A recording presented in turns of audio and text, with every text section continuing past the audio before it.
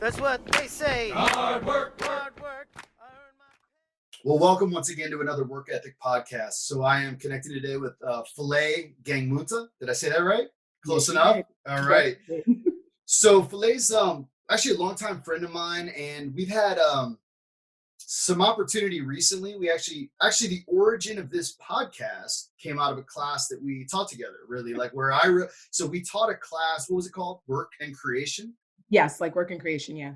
And so it was a class with a local church community network that we're kind of affiliated with, and we did a kind of a summer school class there, and we co-led that class. And as we talked through some of the themes is where I really decided, like, man, I want to keep talking about this topic. And so kind of jumped in, and that was kind of the origin story a little bit of this podcast coming into being, wanting to continue to have conversations around this topic. And so been wanting to have Fulei on. We found some time now, as you know, we've been a little more home and prone to scheduling Zoom calls. And I'm like, well, let's get a couple of these in and record them here. So Fulei, why don't you, for those listening who don't know you, just kind of give a little bit of introduction of kind of who you are and your work, and yeah, just introduce yourself to everybody. Hey everyone, my name is Fulei Ngangmuta. I am, like John said, he and I ended up doing a class together, and so we've known each other for quite some time. I am a serial entrepreneur, and I own a few businesses. One of them is called Black Girls Arts, an online social media enterprise that I basically affirm Black women and who we are. And so I'm on Instagram. We have our own website, the whole nine. There's merchandise there as well too. I also am I actually just started a new venture, and it's called Live Unapologetic. It's my way of coaching as well as training. And I do a bit of styling because my background is in fashion as well too, fashion design and marketing. And so it's specifically geared towards Black women, basically helping us how to live unapologetic, you know? So it's like, what does that mean? I basically help you walk through the steps of what it means and what it looks like to actually live unapologetic. And then right now I'm also part of an events management company as well too. So as you kind of see, I do quite a few things. Yeah, so you're a little bit all over the place. I actually didn't. So how long have you been doing? So Live Unapologetically, that's what it's called. How long have you been doing that? Or That since you kind of launched it? Literally just launched it. So I did like a soft launch in March, just getting the word out there. And I'm going to be doing a bigger launch within the month. And so if you just follow me on the socials, literally Google my name. If you Google or find me on Instagram, Fulei Ngangmuta, look on the podcast for how to spell it, because I'm not going to take the time to do that. We'll do that and you'll find me, like it'll pop up. So I'm there. Yeah. So when we were scheduling this call and I was asking you what email to send it to, and you sent me that, I was like, so I copied that, went to your website, which I had not seen yet. And I was like, oh, look at this. It's very nice. Looks like it's really well done. Did you make that? No, absolutely not. I hired absolutely not. Shout out to my web designer. Nice. I'm like, nice. Yeah, it's good. It looks good. It looks really good. Thank you. Well, I tell you what, there's a lot of things that I kind of typically want to ask folks when we get on here, but given the current circumstances, I think, you know, talk to me about your experience, I guess, over the last few weeks is, you know, the world is dealing with this kind of virus running around, and as it's kind of come to affect our own habits and routines and a lot of things that overlap with your work and your life. And so I'm just curious, like, this could be a good way to kind of introduce some of your work. Like typically it was this way, but also just I don't know, how has this been for you? And I'd just love to hear you kind of reflect on what's been happening.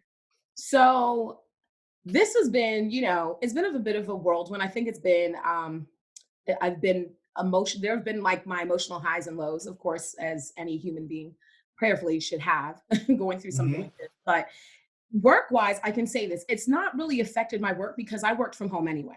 So the last job that I was at, I left that last year, November. And from then on, I've been working for myself. So I work from home. And so the working from home thing was not anything new in that type of manner. However, it's affected me because I am a bit extroverted as well too. So like being out, being amongst people is a thing that I do enjoy.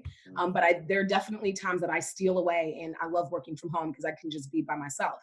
However, like being forced to be by yourself. And it's not because I have a problem being by myself, but being forced to be indoors, to not being able to collect with people, Mm, to connect with people, literally that's been the hardest thing to deal with for me. At first, when everything started, honestly, I had this ridiculous, like, deep sense of peace. I was just like, I don't know why I do, but I mhm, do for mhm, somehow.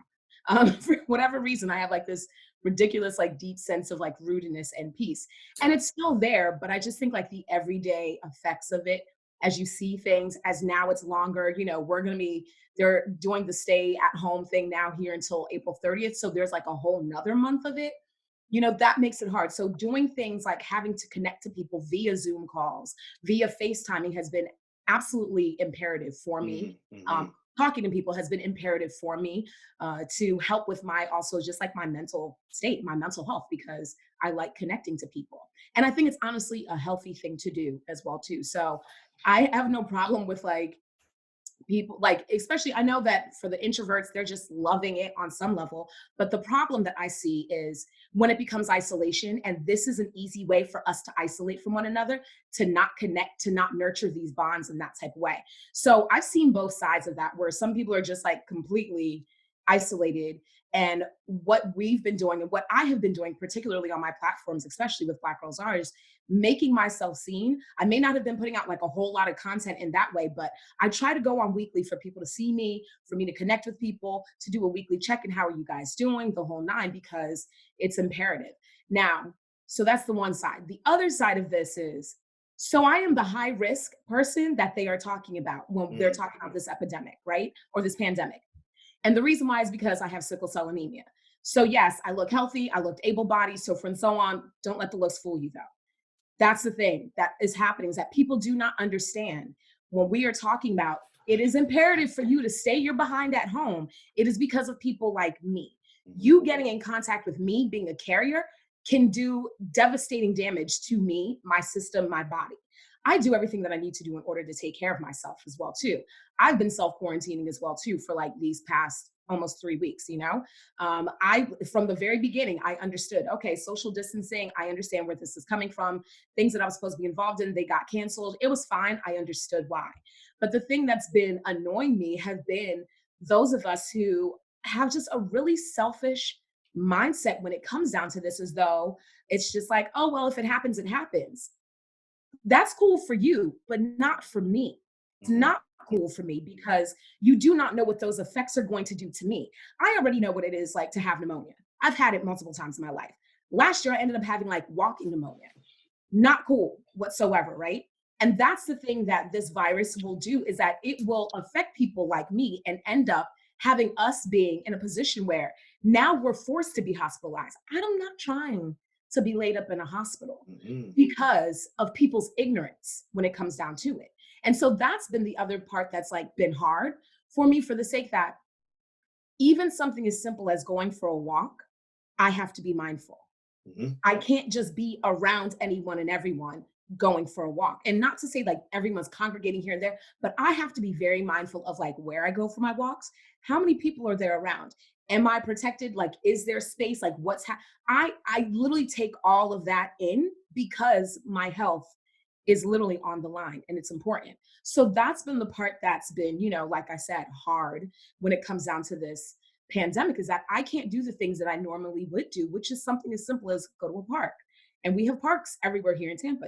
So I would go to a park, or I would just go for a walk, and I would walk through the neighborhoods or whatever else. And I can't do those things. And that's the stuff that helps me mentally. That helps with my mental health. That helps keep me grounded, stable. It gives me routine. It gives me an outlet.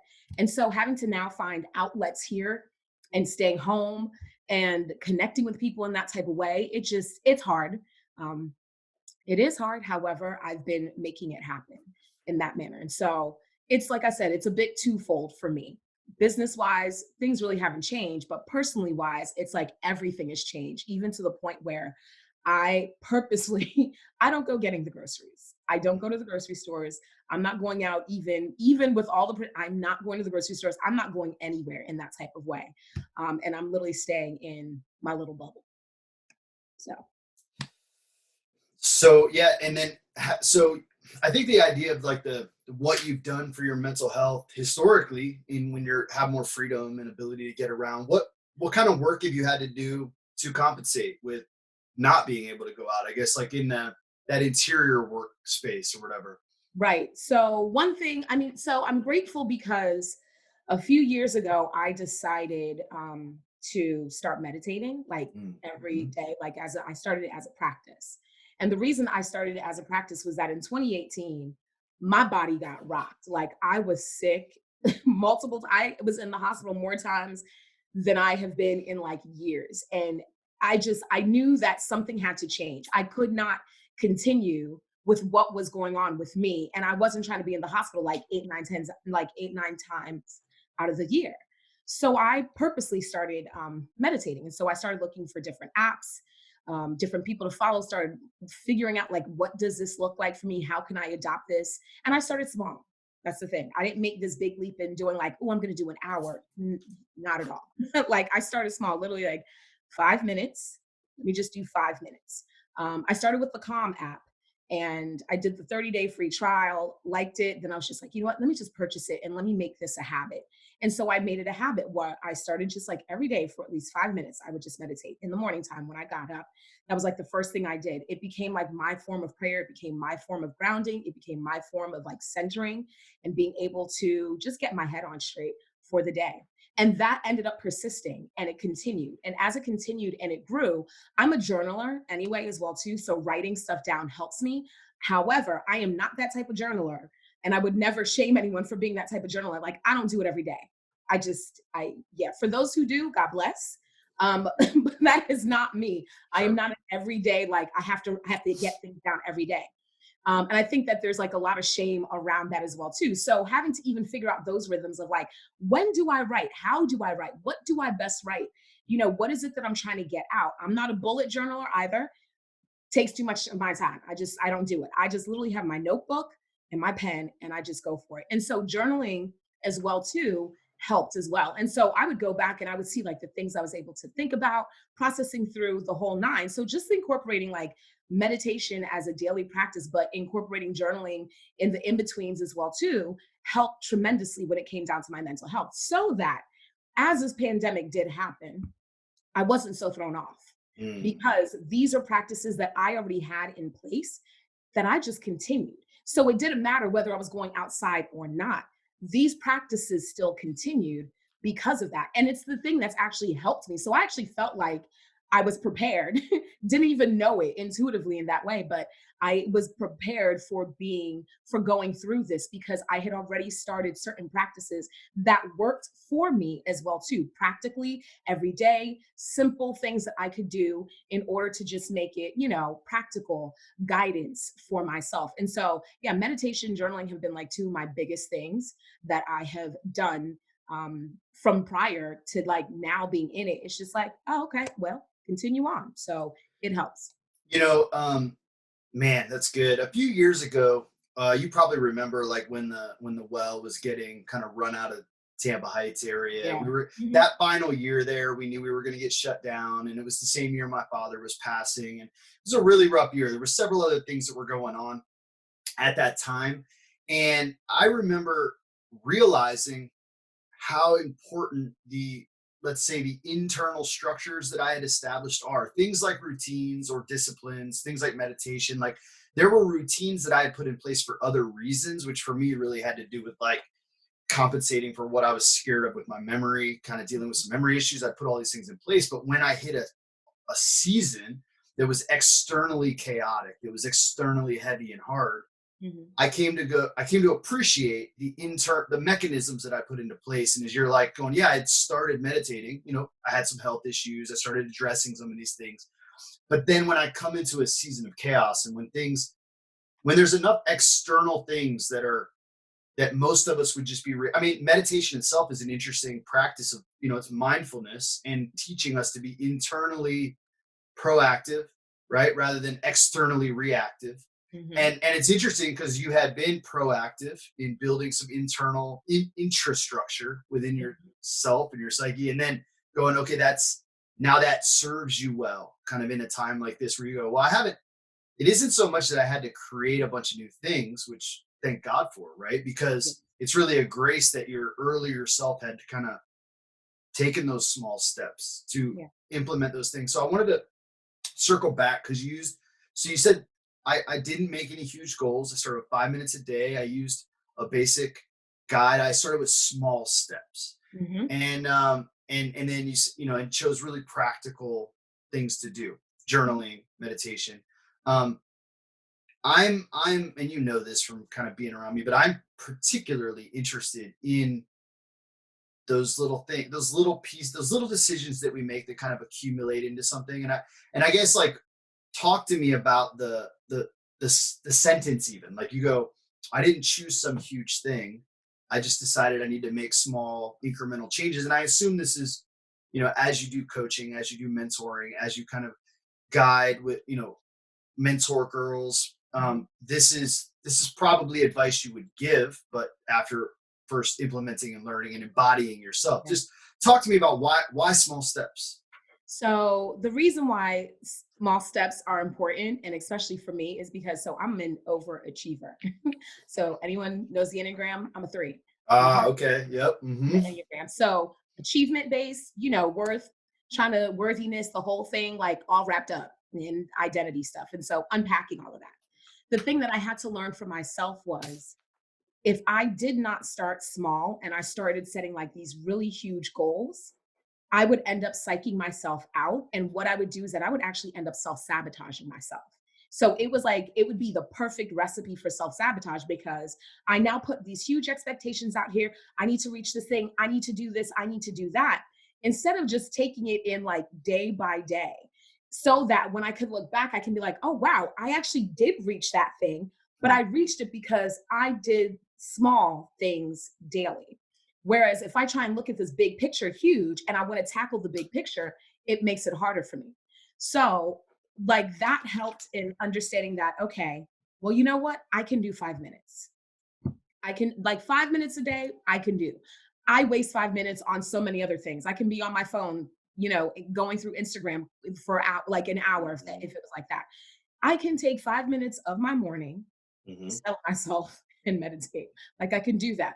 And so just breaking it down in like the simple, doable steps made it so helpful that it became a natural rhythm to me.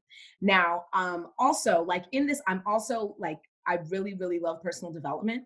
And so self-help books, personal development, I'm like in there. That's kind of where I kind of coach out of anyway. So because of that, there are lots of books that I was always reading, the whole nine, so on and so on. But the thing is, like, I always found a lot of those books sometimes really hard to digest because they would want you to make these like huge changes. And the reality is, like, us as humans, we don't make big changes scare people. I don't care how much you even love change. I love change, but big change scares people, and big change is not um it's not like it won't stick. Big change doesn't always stick. The true change that really sticks is the change that takes like small increments over time. Now, if we're talking government or something, that's a different story. But I'm talking about human nature. For us, in order to really change, it has to be something small that can be incremental, that we can change over time. So as you look back, you get to say, oh, wow, I'm no longer in the same place anymore. I've actually did make a big change, but it's because of the small daily doses in that way.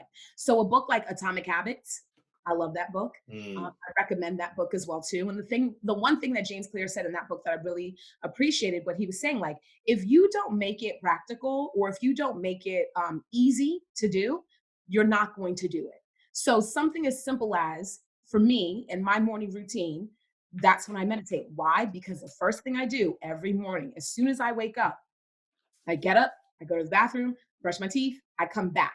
Because I'm already there, I already have like I have a pillow. There's nothing special about it. Just have a pillow. It's already set down. I just plop myself down on it right in front of my bed and I turn on like my phone's there. I just turn on the app and I'm good to go. So now there's no excuses. It just becomes easy. It's an easy thing because of the small little changes that have been made in that type of manner. And it's really important for us as well, like I said, to do the same thing, that it's the small changes that end up sticking and that end up being and creating the greatest change over time. It's really good. I Okay. So you said something I just need to circle back to. You made Yes. kind of a parenthetical. You Yes. said, unless we're talking about government, that's different. Now, I'm not looking to rabbit trail down some like political theory of change idea, but I would like to go. You think that's different? I think it's different for the sake of scale. It's different for the sake of scale, not always for the sake of like increments as well too. So something like this pandemic, Mm-hmm. they needed to make some big changes quickly in order Mm-hmm. to offset what was taking place. So that's a big change, but that also isn't about that isn't, how can I say it like this? It's almost like it's not about the individual one person. It's literally about a society. So in that type of way, no, something major had to shift in order to ensure now that the individuals in society are still able to thrive and function. That's what I meant when I say like, if I'm talking about governments, it's different because sometimes you need to, like in those spaces, you sometimes need to make a major shift, but it's not about you as the individual. Mm-hmm. It's Yeah. literally about the society. Well, the reason so I was like jotting some notes as you were talking, and I kind of going through the reason for this small incremental change versus something like, and then the word that came to mind was revolution. And as you said that, I was like, oh, unless we're talking about that. And I was just curious, like it did imply something of a theory of change. I am really interested. You just saying like what's going on right now. We need to make big changes really rapidly, and we needed to make them on a worldwide scale, but Yeah. then also on a individual level, right? Like Yes. you have to make some changes, right? And I'm really fascinated. I don't know. I just like to hear your thoughts on this. I've just been thinking about how, there have been a lot of problems in the world that kill a lot of people, Yes. right? Mhm. Hunger, poverty. I mean, there's so many things we could point to. And and we don't, I mean, we've never seen this kind of a transformation of society seemingly overnight, right? Yeah. And for good and bad, some of it's hard and terrible, and some of it is beautiful. Like, Yeah. I mean, there's a lot of things to point to right now that are like, man, some really beautiful things happening Yeah. in light of all that's going on. And I'm just curious, like, I don't know, maybe something like motivation or urgency. I'm just curious to hear you muse on this or think on this a little bit, but like, it demonstrated to me what we can do. If Yes. if if our collective will says, let's change this. Yeah. Let's change the fact that we waste a tremendous amount of food. Let's change the fact that people go without food. Let's change the fact that people sleep outside, or whatever that thing. Let's change the fact that we have such racial tensions in our country, or let's change, like, there are things that we can change, and we know that, and we fight for that kind of agents of change, those that are pushing to move the needle on things that we desperately care about and create the world we want to see. Hmm. And I'm just curious to hear you kind of respond and reflect on, like, yeah, but look at what just happened. And doesn't it, I mean, what do you make of that? Like, look at what we're capable of. Look at what can happen. Yeah. I mean, there is a lot of good that has taken place because of it. And it's just, I think it sucks because it's like one of those catch 22s for the sake that this major, massive thing needed to happen in order for change to take place in the way that it's happening, right? So it's Mm-hmm. like we understand. I mean, I believe that we are capable of change. I believe that we are capable of doing the right things. I believe that we are capable of seeing and treating people as humans. Like you get to see like bottom baseline humanity. Mm-hmm. Like that's how it should be. I should not have to be judged because of X, Y, and Z, but we should be able to see each other, take care of one another, be interdependent in that type of way. Mm-hmm. Um, and so I think that it's absolutely beautiful in that way that, like, yes, you now, like here in Tampa, they ended up finally putting up tent cities for the homeless. Something that we've been fighting for. Like, and I know specifically with you, with the well, that is like you've been fighting for the humanity of people. This isn't because, oh, they're lazy, they're this. It's like, no, they're humans. People are, can they not, do they not deserve, to have some sort of shelter? In this type of way. So it's just like you see the capabilities happening left and right. You see people answering those questions that we've been asking over and over again, that people have been like, oh, well, no. Well, oh, well, no. And now they're having to answer it. and you see the answer coming out of it as well too, right? And so you see change happen, you see people helping. This is a time that you're actually seeing people check in on one another Mm. for something as simple as, hey, how can I help you? Is there something that how can I be there for you? Why is it that families are reconnecting now? Why is it that relationships are being re-nurtured now? It's because I think the other side of this, and for those who agree, for those who don't, it is what it is. But it's just like, if you remove capitalism off of a lot of things, you get back to the bottom line of humanity. You're not here in a rat race anymore. The most important thing actually is connection from person to person. If we say we believe in a God that is here and that watches over, that is more than able, and that there is supposed to be true shalom, or I like Lisa Sharon Harper's book, um, The Good News. Oh gosh, The Good Gospel, The Very Good Gospel. In it, she says, she ends up talking about Tavmion. And Tavmion is literally saying, like, it's the connection between, but it's between all things, like not just us as humans, but all things. Because even now, the earth is healing. Why is it that China's actually like reporting of records of the highest records of clean air in like however long? Why is it that animals are like returning? Literally, I think it was yesterday, either yesterday or the day before yesterday, I was watching some video. It must have been on Facebook or whoever, but it was in India, of some Hmm. animal that was like walking the street that they have not seen in like 60 years. Why? Why is it the dolphins are returning back to the places that they should have been in Venice and inside? It's because the earth actually has a chance now to breathe, because Hmm. we're not over here just acting crazy and being so focused, like so money hungry and so focused in that way, that you actually get to put down the blinders, open up your eyes, and get to see people. You get to see people. Now, of course, that's happening as well too. Is like you also are hearing like the disabled community coming out and saying, this is the stuff that we were talking to you about. We've been trying to tell you that the system's jacked up.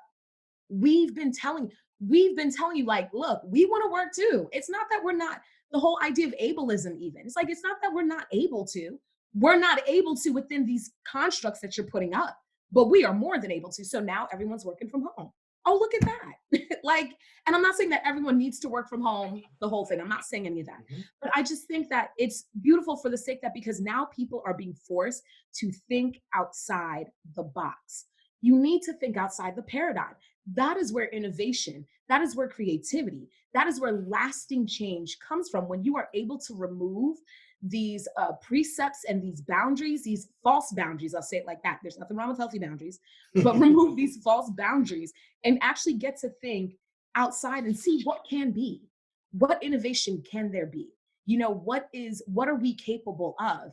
And I think humanity is capable of a lot of stuff, and even for the goodness of humanity. But that is if we decide to do what is necessary as well too, and also to put ourselves, um almost to say, like, to put ourselves, it's to be selfless.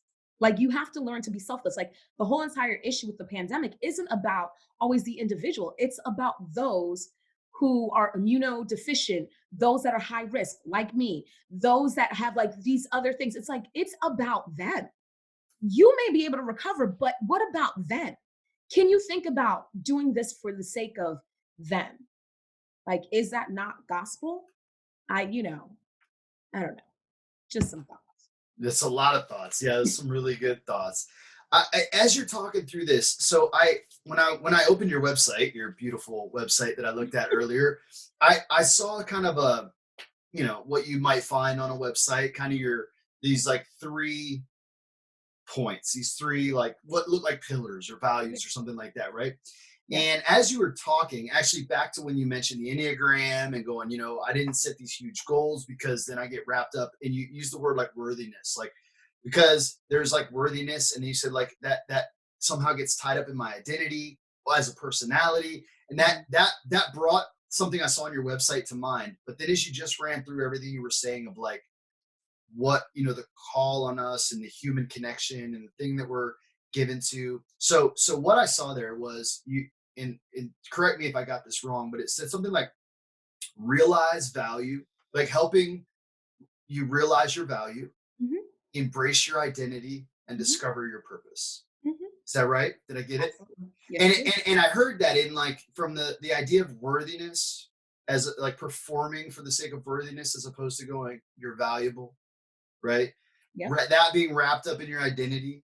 Yeah. And then as you're talking through, kind of what should be, so to speak, like what is, well, gospel, to use that word, like is like, let's say, God's purposes in the world and your place in that, your purpose. Yeah. um so I don't know if that's too clunky of a transition, but I felt it like emerging out of that, and it was something I made note of when I looked at the website to ask Mhm. you about. Yeah. um can, can you just speak to those things a little bit? I mean, those are, I assume you have some talking points around those, that those are kind of the top three things that I saw of what you're kind of hoping to do with those that Yeah. might come to your services or whatever.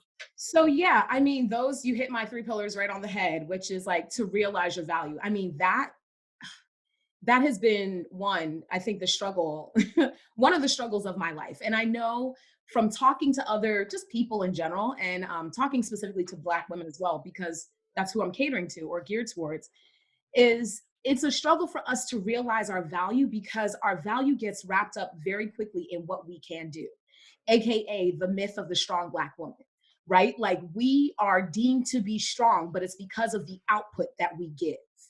It's not necessarily because of an identity thing or because, oh, I'm just valuable for the sake of just being a person. My humanity is the thing that makes me valuable.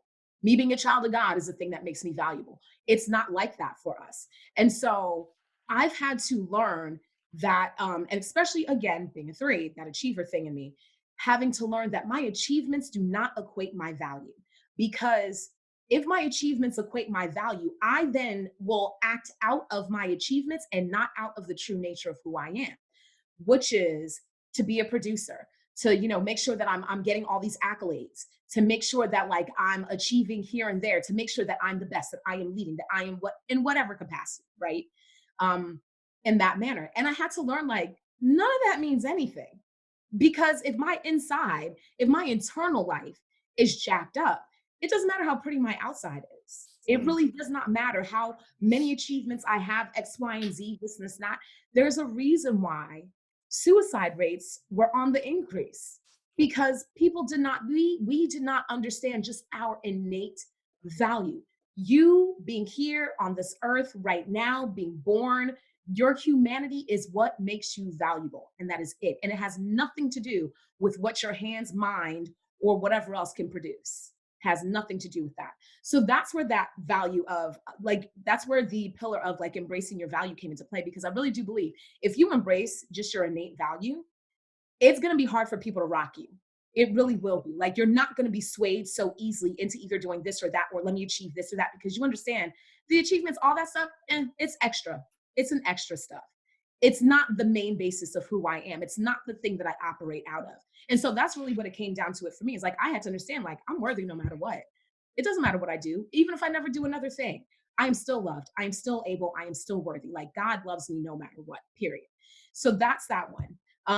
Let me stop you on that. I want to Yeah, just yeah, I you know the next one, right? So yeah, let me you're good. because what I'm hearing, like, yeah, so you said like the value is because you're a human being, Yeah. like it's intrinsic value, right? Yes. Like you are valuable, period, right? Yeah. And then everything else about achievement is kind of this instrumental value. It's like I can be used for this, right? And I remember, like, actually we've talked about this before. I think I remember using like a pen or something and be like, when this runs out of ink, it's not, it doesn't have the value that I have it for, right? I have this Yeah. for writing, right? And Yeah. often how we miss value in things. And I'm curious, like, how, okay, I'll just, for me, there was a time that let's just say a wise old pastoral figure, um, told me and said to me, "Hey, John, he told me to reflect on this story of Jesus from the Bible. It's in all four Gospels, Yeah. and it's the story of his baptism. Yeah.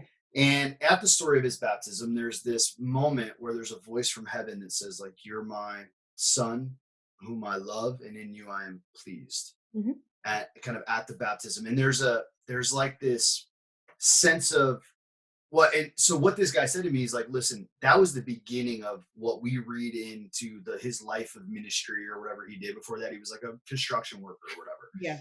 Then he gets baptized and he begins this like really purposeful, meaningful life that we all celebrate and look to and emulate, and how whatever became the figure that we know as Jesus. Mhm. And he's like, it begins with this like identity, or this sense of worth that he can hear the Father say over him, like, I'm you're my son and I love you and I'm Mhm. pleased with you. I'm happy with you. You're valuable, you're good. Mhm. Um and so he challenged me. He's like, you, John, need to be able to hear that. Mhm. And it was this really weird meditation discipline. So I promised him, I said, okay, I'm gonna like you took 5 minutes every day to meditate. It's like, I'm gonna take time every day to think about or reread this story and try to hear that. Yeah. And it's the weirdest thing because I struggled. Like it was so easy to look at you and go, God, you're so valuable. Yeah. Like like to know of the folks that are sleeping on the street, that people that our society might not, that might treat them like trash or not properly value them, but look at them and go, you're eternally valuable. Yeah. And then there was something that like it was like broken, where when it came to the mirror or came to that time of meditation or whatever, I had this block, this way that it was like, I theologically know, philosophically, I'm like, well, it's true for you and you, it's 100% of people, then I'm included in that. But Yeah. it's some like existential exchange level, like, can you hear the voice of God say this over you? I personally struggle with this deeply. Yeah. Which one is to affirm the need to say, yeah, like this is a super important work to help. It isn't just as simple as those listening going, oh, I'm valuable. Thanks for letting Right. me know, right? Right. And I guess before you kind of, I know there's a connection here between knowing your value and then moving into kind of embracing your identity. They're distinct but connected, right? Mhm. And I guess like for me, I just wanted to share that with you, but then also to just ask you about the challenge there and the work to be done, really, Yeah. as you work with, let's say, a young woman that you're going, you know that you're valuable, or as you became, Yeah. oh, you're like, yeah, once you know that, but once you know that, isn't this is the idea of like, that's a revolution, Yeah. right? It isn't like I hear it and it's all better, but Yeah. there is something small changes over a long period of time, maybe. Literally. Back to that, but let's just Literally. talk a little bit about that before we kind of, because I think there's really rich, these are rich, and I don't want to kind of move too quickly through them, if that's okay with you. Yeah, no, that's fine. And that's good. I mean, that's really good. And it's true. Many of us struggle with embracing our value. It's easy. It is so easy for us to give values to other and not to ourselves. Um, I think so. It's something that I've worked through, even, and this is the crazy thing, even within the Christian tradition, right? And I say even within, I'll say it like this, in the white Western Christian tradition. And the reason why I know that I struggled with that a lot is because in white Western Christian tradition, we are taught to serve. We are taught it's not about us. We are taught like, oh yeah, don't worry about yourself. Like you do for others, God will take care of you. Kind of, we're taught that, and it becomes a very internalized thing for us. So to have to come back then to a space of saying, and to believe that, like, no, I actually am intrinsically valuable is hard because it literally means like reshifting everything, putting everything back on the table and questioning, like, okay, hold on. So why do I have such a hard time dealing or accepting that I am valuable? Why do we do that? I can tell you, I can't tell you how many sermons I have heard preached about, and I'm talking about from left and right, doesn't matter, from conservative, charismatic, whatever, that people would say that as soon as you hear the word I, you're being selfish. If anything includes the word I, that's your, like I've heard this Mhm, repeated mhm. since I was a child. And so because of that, it gets ingrained within you then to not say I, because you think about it like, oh, well, then I'm being shown, I'm even being, I shouldn't be, okay, I need to work on this, God, so forth and so on. So it becomes this, it becomes a vicious cycle Mm. that you end up playing into, and you have no idea that you're playing into this until you are either broken, left by yourself, so forth and so on. And you're just like, what the heck is going on? but I've served, but I've give, but I do, so forth and so on. That you don't like, it's so ingrained even within our doctrine, our verbiage that we use, that we do not understand that we end up stripping the very person that needs to hear this. Jesus heard this before he even started his ministry. It is the thing that we as people need to hear before we even start fill in the blank. Mm. Or even, you know, you're, even if you're in the midst of it, like you, it's just intrinsic to me. I see value for the sake of God having to stop to say, before you even do anything, I'm going to affirm this in you here and now. Hmm. To separate this from the works of your hands, from your deeds, to know that your value has nothing to do with what you are called to do. Like, if you are not so grounded in that, I promise you, it makes it so much harder to even do the work that you're called to do, because martyrdom comes into place, self-sabotage, like you don't even, we end up self-sabotaging, but it doesn't look like it because we say in the name of Jesus. And so Mhm. it looks, it, you know, but I sacrificed, but I gave, but I lived, you know, I lived. y- It's you baptize codependency or something like that, right? absolutely, it's literally is what happens. And so we don't understand that it's just like those things. I mean, yes, serving, sacrifice, fine, great, good, dandy. However, the thing that you need before anything else is that you need to know that you have value. Mm. Value, period. And so this is something I had to unpack again. Being an achiever, I come from a Western, I come from West Africa, West Central Africa. I'm from Cameroon. Having parents, and I was raised in New Jersey. So Maryland, New Jersey, DMV, Jersey. So I'm a Northern girl living in the South. That's a whole nother thing. But I come from a family who my parents achieved. My father is truly like the underdog story. You know, he is truly, like we say, started from the bottom. Yeah, that was him. Now he's here. He worked at the United Nations. He was the only last surviving child of his parents. I never met my grandparents, my paternal grandparents, but he was the last surviving child.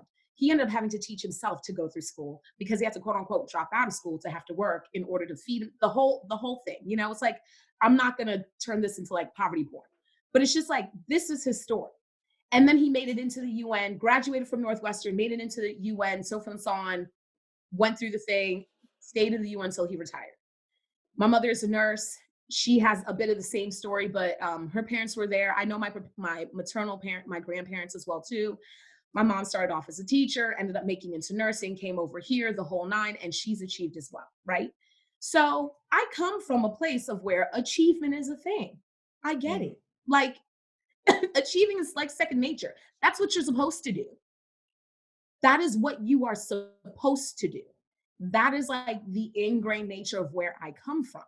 And so, even supposed to make it here in America, achieve whatever that American dream is, which I don't believe in anymore, you have to understand how hard it was for me to separate the things that I do from my value.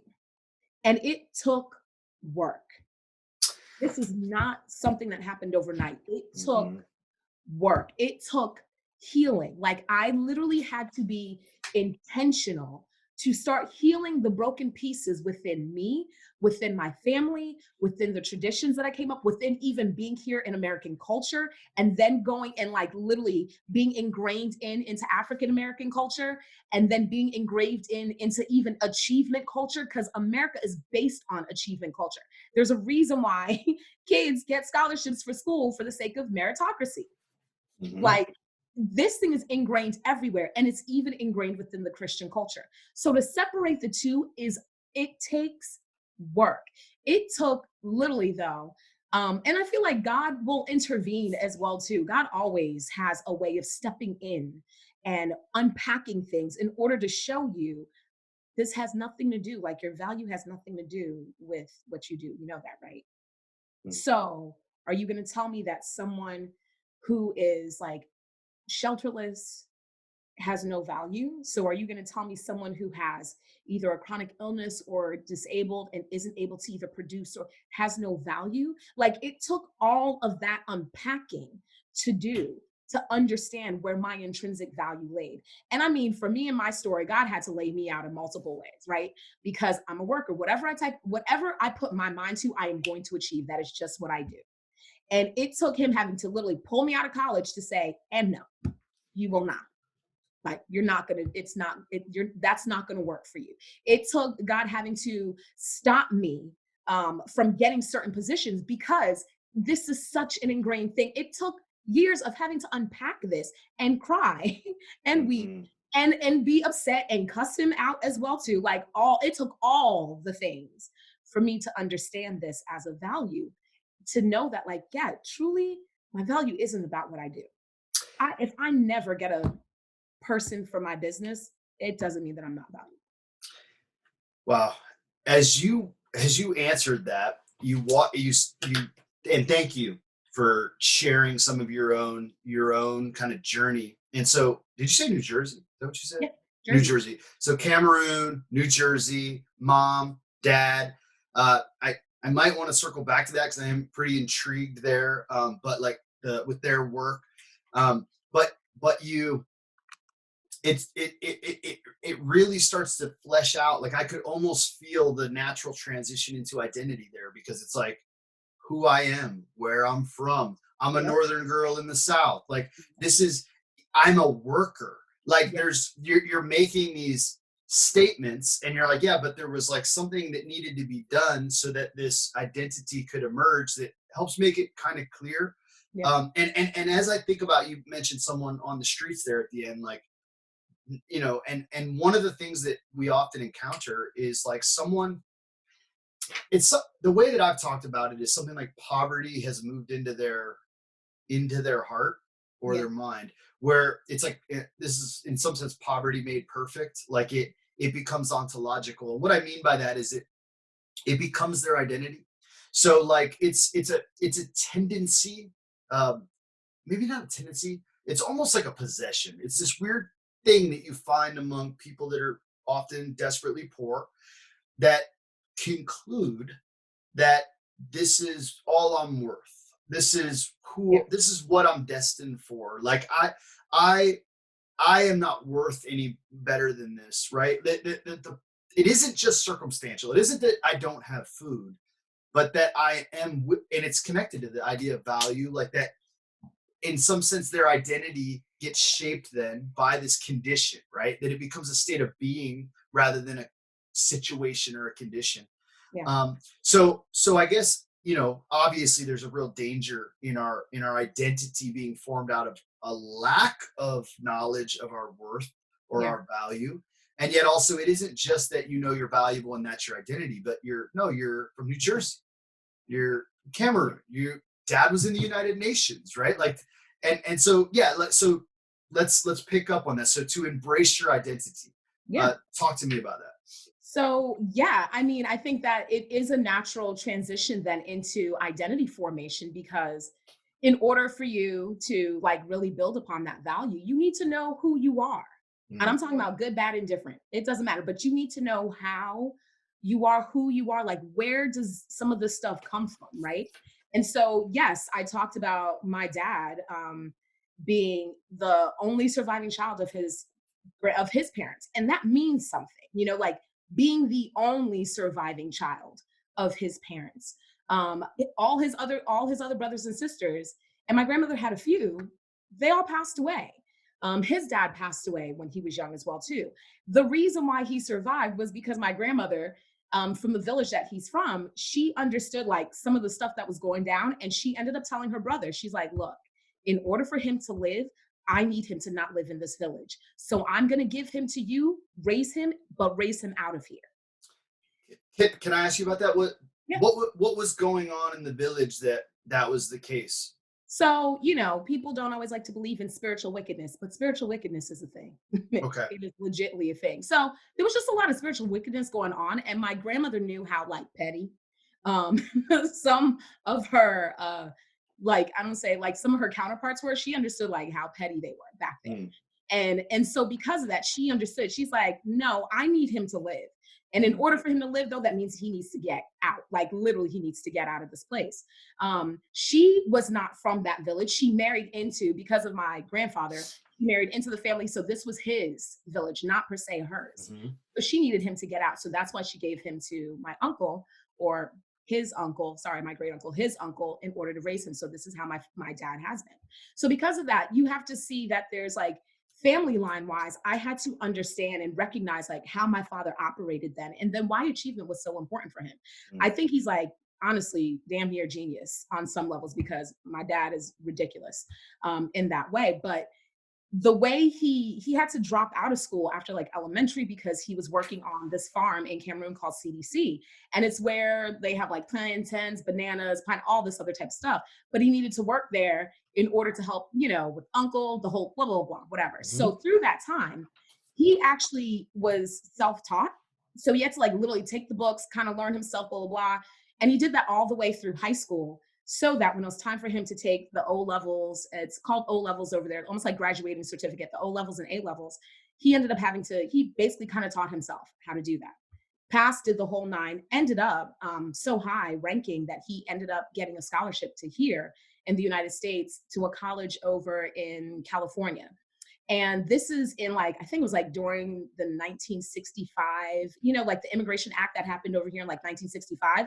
So this is where the influx of Africans started coming into America as well too, was because of this Immigration Act. My dad was a part of it. And so he came over here, went to Cali, went to school, did his thing there, got his bachelor's, and then from there got accepted into Northwestern over in Chi-Town, did his master's over there. It was in economics. Like I don't do economics. So, but he does. So he did his master's in economics, did so well that the day that he was supposed to give his dissertation, he didn't even have to give his dissertation. They ended up throwing, like, his department ended up throwing him like a surprise party, the whole nine, blah, blah, blah, because he got recruited by the World Bank.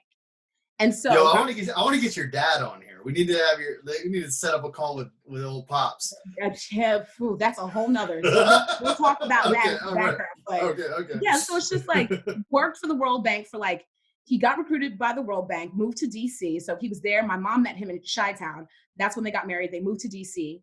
He was there for 5 years in DC, working for the World Bank. And at the end, because of this program that they were in, the World Bank actually needed to help him now find a job. And so in doing so, that's how he got recruited into United Nations. And so from the UN, once he got hired, he moved back to Ethiopia because he worked for this branch called the UNECA, which stands for United Nations Economic Commission for Africa. And my dad stayed there majority of his time until like retirement. So yeah, like that. I know his story, but the reason I know his story isn't just for the sake of like bragging, but it's for the sake of understanding who I am. Like, Mm. where does this come from? I need to understand how you think. Why do you do, and how that plays within me. So how it plays within me is that my dad is ridiculously like meticulous. I Mm. have never seen someone meticulous the way he is. And so when I started growing up and I started doing things, I started to understand like where this stuff, I was able to make connections now in my older age to be like, oh, this is why I'm like really detail oriented.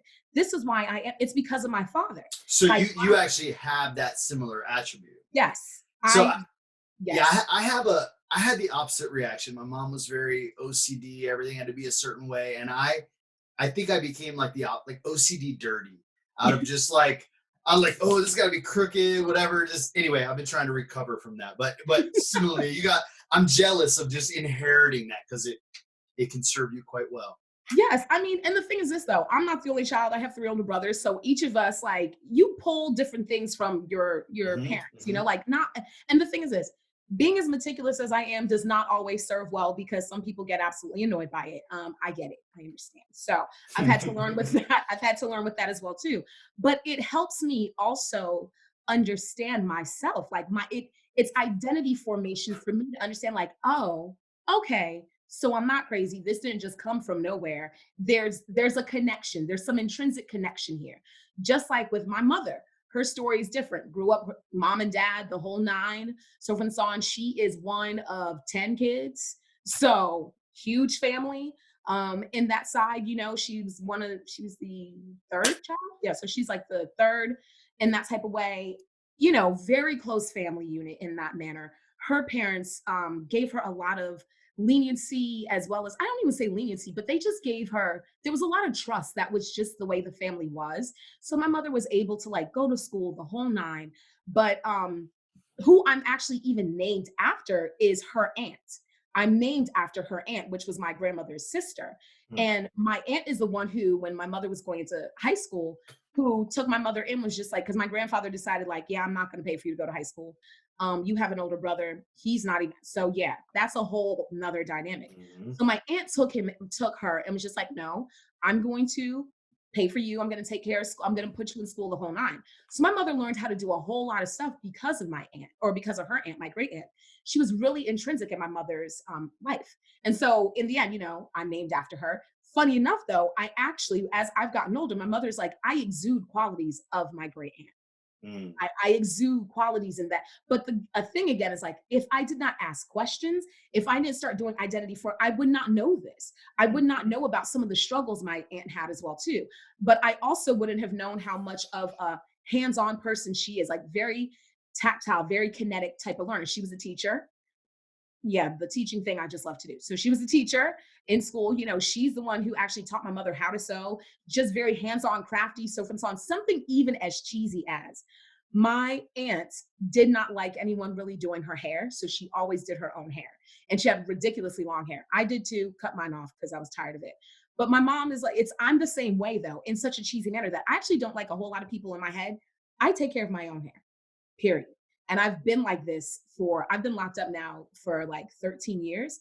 I've been taking care of my hair for like, and people are just like, really? You don't go to a shop? No, I do it myself. But even just small little traits is because of identity formation and asking these questions. So that's like that African thing, and understanding like my parents, our traditions, why it's important to me, why family is important to me. That was very ingrained within my mother's side of the family. Because she has a big family, she always taught me from a young age, like, family's all you have. Whether it even be like friends that you adopt in, but family's all you have. So this forms my identity. Now, the other pieces that form my identity is that I grew up in the DMV first for 8 years before I moved to Jersey. So I'm a Northeastern chick that has a major identity formation, and major implications to who I am, to what I deem valuable, for what I deem my values to even be. That plays into that, from being from the North. Education is an important thing. Certain ways that I am standing up for myself, XYZ, it just all plays into who I am. Living in the South has its implications as well too. Now, and the clash as well as the melding of some of the two. Some things that I had to learn being from the North, living down here, is one, I love us Northerners, but sometimes we're just too damn cocky. mm, And the South will teach you how to chill, like literally. So I even had to learn how to relax moving into the South.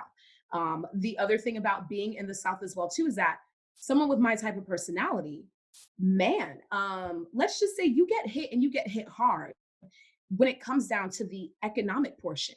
Your pockets tend to get hit depending on what sector of life you decide to go in. Because I'm more in the creative field than I am in, say, just like typical either doctor, nurse, banking, finance, or whatever, it does something as well. And I can tell you, and it's because of my personality as well mm, too. So these are the things that I've had to deal with. And then, of course, because of my identity and personality, I've had to deal with, like, racism is a thing, but it looks completely different in the South than it does up north in some respects. And depending on where you live, I grew up in this place called Somerset County, New Jersey. Yeah, it's kind of the burbs. I live here in Tampa, Florida. They're two complete different spaces. And the racism that I have been dealt up there, like, it was real, it was legit, but it was not as hard hitting or in my face as it was down here.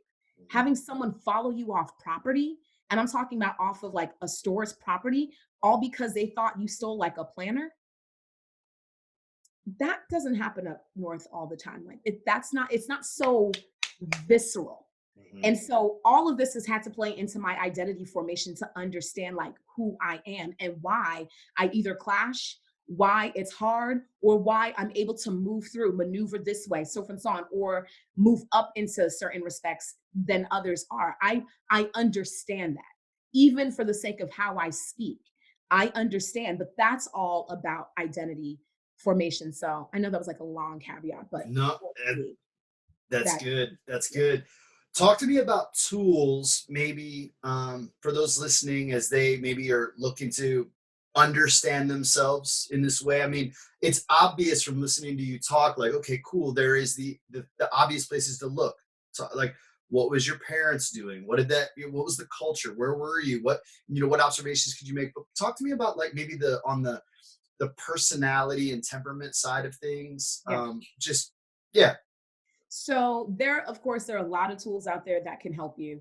And I don't put one above the other. I'm just going to put that out there. I think that it's an amalgamation of like all these different pieces. Mhm. And that way, so, and I say that on purpose just so that people don't get stuck. Cause I think sometimes people lean on one way more than the other, or they're just, yeah. So I'm just Mhm. putting that out there. But some tools to help, things like strengths finders. I think Mm. strengths finders is a great place to start. Yes, some of these tools you are going to need to invest in. So take your coins and invest in it if you really want to figure out who you are when it comes down to your identity formation. StrengthsFinder is a great place. That actually helps you figure out like what your top five strengths are, how you naturally tend to operate out of as well too. Also some of the pitfalls of that in that manner, but also how, like I said, the bigger thing that I like is that it shows you the natural abilities that you have that you tend to operate out of that you may not have known that there was a name for. So it gives a name to who you are, you know. What's one of your top ones? So my very top one is strategic. Mhm. Mhm. So kind of makes sense with the stuff that I do. So yeah, strategic. So because of that, when I think like how I naturally think, I'm always going to see multiple scenarios and I'm always going to look for the best way to get to the end goal, whatever that end goal is. So I can look at like a scenario, pick out like see all of the things and get to what's the end goal? How are we going to get there and be as strategic as possible, basically. Mhm. So Mhm. that's one of mine. The other thing, and so this is the interesting thing about StrengthsFinder though, is that it can also throw you in for a loop as well in a good way, but it'll throw you in for a loop because you'll just be like, oh, okay, I didn't know. So one of my top fives is command. Now with That's it. command, I can imagine. One of my top fives is command. The thing with command that it's like I've had to, so I'm saying this for me in particular, and this goes into identity formation, right? So, me having command is completely different than you having command, John, because as a Black woman, having command does not look the same as it does for a white man. It is easier for people to deal with white men with command than it is to deal with Black women with command. So, from a young age, I used to be called bossy. All that, like, I remember family members used to be like, man, you're just so bossy. That would never happen to a white man. Never. Well, I mean, I'll be bossy too. yes. Yeah. I wouldn't say never, but I'm just gonna say like, but you're Mhm. not gonna have that thrown at you That's as right. much That's as right. I am. So Well, because of my gender, and then on top of that, my ethnicity, yep. there's some stigmas that happen immediately Yep. because of me having command. So I've had to learn how to work with my strengths in a way as well, not so that they're acceptable, because I don't care about respectability politics. This isn't that. But I've had to understand why people either then deem me to be whatever it is. You know, I can't Mhm. tell you how many men is, and it's funny because I can't tell you how many men I've had tell me you're intimidating. And I'm just like, bro, I'm only 5'1". What you mean? Like, I don't, that doesn't make sense. But it's because of that gift. One of the other tools that I imagine you already mentioned it at one point being a three, but Yeah. the Enneagram is another like personality typology people use. Yeah. But like, there's a couple women that I know that are eights, Yes. and so I'm an eight on that, which Yeah. the challenger, The right? chat. Like, and, Yeah. and typically that relates a lot. Like a lot of those people are gonna have command, right? That would come up in strength finders a lot. Um, and I've been very fascinated because typically an eight personality, as you read through that, is not, let's say, what we would describe as feminine, like Yeah. typical feminine. But women, because and what there's a woman that I've been talking to quite a bit about this. I've been trying to actually get her to write a book about being.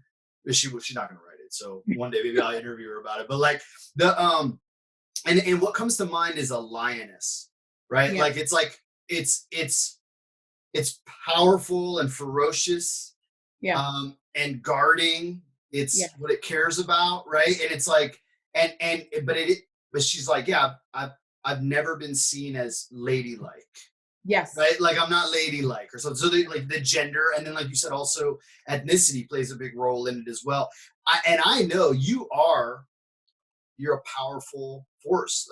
I've sat in meetings with you with lots of white people, and Mhm. both of us very engaged in the conversation. And I've always known that we, among a room of people, a smaller room of people, stood out in a certain way, Yeah. um, but that it didn't land the same. Yes. And it wasn't always clear how. It wasn't always clear in what ways. It wasn't always clear if it played better or worse in what situation. But it was clear that like you've got a thing, right? Yes. You could be ferocious. You Yes. have command, yeah, and that's absolutely right. It does that, and I think this is really good. I mean, it's really good that I have identified an attribute of my personality and how it plays in the environment that I'm in, and Yeah. had to like adapt and work. Like I embrace my identity. Hmm. Yeah, I'm strong. I've got command, and I've got strategy here. Yeah. Like that goes with this, right? I'm going to use my gift strategically to Yes. kind of accomplish outcomes. And so, anyway, sorry to interrupt there, but I to like go on with these. I wanted to kind of, I know I was hoping you kind of lay out some of these. This stuff's really exciting to me. I love Yeah. personality in general, Yeah. and I knew that like this is another feature of maybe identity that would be worth kind of exploring here, and maybe offering for folks Yeah. listening some tools to kind of look to. So Yes. okay, so strength finders, you're strategic and you have command. Yes. Strategic in command. Yes. So interesting, like I said, interesting combination. I'm highly, because of my strengths finder, my categories are, I'm very influential, which is not typical of people, Mhm. or whatever else that tends to land in strengths finder. So I have like heavy influencer in that way. But that's also helped me to understand, where do my strengths lie? Like, how can I strategically use this stuff in that type of manner? So strengths finder, I completely recommend, pay for it. They also Mhm. have, if you are either in leadership, or you own your own business, or you're in any type of like head leadership role at work, they also have like I think it's the business one as well too, under the strengths finder, which is also good. Because I'm an entrepreneur, I wanted to know, how do I lead out of, because if I end up having a team, I need to know like, what are the things that are going to be important to me, like, do these line up with my values, so that I can be the best me, and know then also my weaknesses, to know who I need to bring on board, so that I'm not trying to fill all this stuff. So they also have the business one too, which is great. One of my top ones is like delegation. I naturally do that. It's something that I do like very easily. So it's just like, yep, that's right. So Strengths Finder, both the business as well as the regular, they're both great to have. Another one, of course, we just mentioned, is the Enneagram. It's another good thing to have. Now, my only piece that I would say with the Enneagram, please do not use it trying to like figure out who other people are. Like, that's not what it's for. That's not what any of the personal development or identity stuff is for. It's not you to figure it out, be like, oh yeah, yeah, yeah. See, I knew that person was a 7. It's not about that. Mhm. It's more for you. So figure you Mhm. out. I like the Enneagram because I think it's very holistic, for the sake that it gives you, when you're in a good spot, when you're in everyday whatever spot, and when you're in your low spot, like, how does this look like as well too for you? What direction do you move into? So like, with this whole pandemic happening, I can tell you that as a 3, we move into being 9s. And if I'm moving into being a 9, that means I tend to numb, I'm apathetic, I just kind of want to isolate. Those are triggers for me to understand, like, oh, okay, if I'm feeling this way, I need to shake something up, I need to shift something, because I'm moving into this direction. And the 9 is the peacemaker. It sounds great for what it is, but like, for me, moving into that is not because I'm not peacemaking. I'm actually creating a false sense of peace. Well, right. So for those that aren't aware, when you do well, you kind of, where do you go at when a 3 does really well? Do you Six, know? Huh? six. It We goes move to into the 6, the 6. loyalist. But then that when you do really poorly, so that you kind of always go to another number, right? Yes, And you don't, if you go to that, like if you go to 6 when you're doing really well, you go to the best of a 6. yes, But when you go to a 9 when you're deteriorating, you go to the worst of a 9. So yes, so if you go look at, like, for those listening, if you realize, oh, it does that, don't bother reading the whole profile. no, Just read worst case. Yes. Just worst Right. case. Yeah, yeah, Yeah. yeah.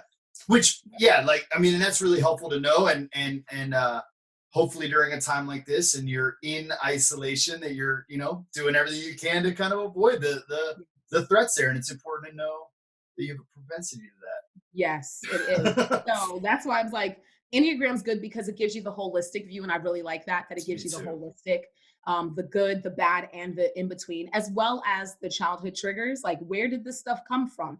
This is how I was able to understand that. Like I said earlier, the whole thing about worth was an issue for me because that's my childhood trigger, was like the worth thing. So Mm. Enneagram is a great one. The other thing, of course, is Myers-Briggs. A lot of people have Myers-Briggs out there. I do that. I recommend that as well too.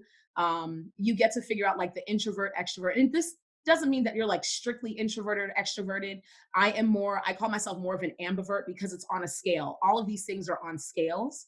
But it helps you figure out again when you're good, like not even so much when you're good, but like what your propensity is towards, like what is the thing that gets you going? What are those triggers, good and bad, in that type of way? So I like that as well too. Are Yes. you're ENTJ? No, I'm an ENFJ. FJ, I'm huh? a feeler. Yeah, I'm a deep feeler. All right, Feel all all right. things. Yes. I feel. I ENFJ. feel Okay, all okay, things. good. So that's another good thing as well too, in that type of way. So I mean, those are like the three main ones that I use. Oh yes, really important as well too. Emotional intelligence. Mm, That is another good one. And it's a really simple test to take, but I really like emotional intelligence. It helps you to understand. And I like the way emotional intelligence is done because it's broken down into four quadrants of like self awareness, social awareness, self management, and then like social management as well too. And it helps you to figure out what quadrant you are probably best at. It helps you. It also helps to figure out like where does your emotional intelligence lie? What about your emotional intelligence can you work on? Because you could be really good at self-awareness, but then really horrible when it comes down to like social management. yeah, You know, you could be really horrible in that way. So I like emotional intelligence because it's like with all of these personality tests and all of these identity things, it helps you work on you. That's really what all of this stuff is for. It's mhm, to be able to work on yourself, not to use this as a check mark, as a checkbox thing for other people. It's for you to see like where am I falling short? What are the issues? Where are some of these where are some childhood things coming up with as well too. And so I really like the emotional intelligence piece. real quick, where could someone find that?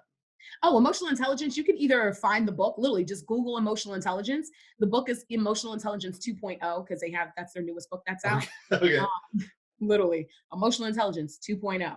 Is it um, okay? It's online, emotional intelligence test, whatever. yes, it's Uh, online. Cost money. Yes, it does. Like I said, it all costs money, all of this stuff. The Enneagram you could take for free, right? You can. So you could take the Enneagram for free. You could take the Myers-Briggs for free as Yeah, well. But if you 16 want, personalities. yes, if you Mhm. want to, 16 personalities is really, really good. It's good. Um, if you really want to deep dive though, and you want more of that personal, pay for it. Yeah, Just pay for it because you can get a better download feel for whatever it is that you're looking for. yeah. There's a much better. Yeah, they go a lot deeper into them. Did you? By the way, did you hear that sound just now? Yeah. Okay, no, never mind. My computer did something else, so I Oh didn't know if no, you heard good it, but here. I interrupted this anyway. You're good. I'm curious. Have you taken the what do they call? I don't even know what they call it. The Big Five, the ocean. I have not. I've heard of it. I have not taken it. So there's a this one. It doesn't cost much, and I want to say I could be wrong about this. I'll tell you later if I'm wrong. Mhm. I think it's understandmyself.com or something like Oh that. wow. Understanding myself, maybe understand myself, Okay. something like that. So OSHA, you familiar with the acronym? So it's there's like they call the big five personality traits. And these have to do with, so what's interesting is these are a little more about temperament as Okay. opposed to personality, and that Yeah. they're different in a little bit. So uh, I'll go through the ocean acronym. It's openness, Okay. and then like conscientiousness. Okay. So conscientiousness is the one like, and then this one that's here, it's like the newer version of it. Each of these have two, I think they call aspects inside of them. So like I rank pretty high in conscientiousness, but Okay. like you talked about your dad being meticulous and you being Yeah. orderly or whatever. I am, so one of the aspects of conscientiousness is orderliness. I am actually have a huge deficit in orderliness. Yeah. But the other aspect is industriousness. And Okay. I rank really high in industriousness. Yep. So I actually overall rank out pretty high in conscientiousness because I'm not like zero in orderliness. And I actually have worked really hard to, like, this is an example of how I've applied. I'm like, I need to apply industriousness to be orderly. Like, Yeah. work really hard at putting things in order, and then I still suck at it. Okay, the E, this is really interesting to me. The E is extroversion. Okay. And so you, like, I know, like, on a Myers-Briggs, I'm an introvert. And I Yes. think I think you know that I'm an introvert. Like I'm good. I'm being alone and whatever, and actually experience a lot of social interaction is like a draining experience. Yeah. However, on a temperament, I rank pretty high as an extroverted temperament, which is Wow. interesting. So the breakout of the aspects on that are enthusiasm and Okay. and assertiveness. Which, if Okay. you said, "Are you is John enthusiastic? Is John assertive?" You'd be like, "Yes." I'm high in both of those, and Yeah. I'm high as an extroverted temperament, which I think is why a lot of people mistake me for an extrovert, right? In interact, though, you seem like you're just great out here. I'm like, I want to go lay down right now, right? But the okay, and then A is agreeable. Okay. Um, I I am highly disagreeable, so I'm very low on the Yeah. agreeable ranking, right? And then neurotic is the N. So N, neurotic, we use that a lot of times to mean like almost like a psychiatric problem, but in a temperament, it's not that. It's prone to like want to be safe. So like, and so like a good like men and women breakout, like women tend more toward higher in neuroticism, which they think has to do with like child rearing, like look out for you need to be that way to kind of protect Yeah. your children and things like that. So that's a really good tool. It does cost like 10-15 bucks, Okay. totally worth it. I just to throw it on your list. Yeah. I have found it to be a hugely useful tool. Yeah. So yeah, kind of fleshing out that list. So as we kind of run through that, Yeah. you mentioned something is the same thing I love about the Enneagram is that it gives you the, let's say, the dark side, Yes. right?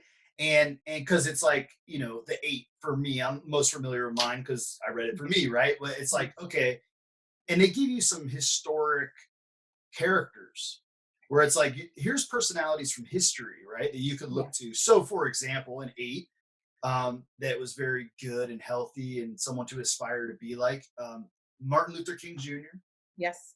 Gandhi, Yep. right? These are 8s, Yep. strong moral leaders, fight for the underdog, like beautiful serving of mankind. On the deficit side, on the dark side, Hitler, right? The Yeah. tyrannical tyrant, Yeah. right? Like it's like, oh, that makes perfect sense, Yeah. but it's really helpful. So what I'm curious about, um, in this is, I guess, like what the way you had phrased it, if I remember right, was to embrace your identity, and Yes. and and I think like it's important to embrace your upbringing, to embrace your cultural experiences, to embrace who you are, right? To know your value and then embrace who you are. But one of the things that I think is, let's say, we often avoid is the darkness, right? So like Yeah. you said, hey man, it's not all positive. Like there are really dark things about me.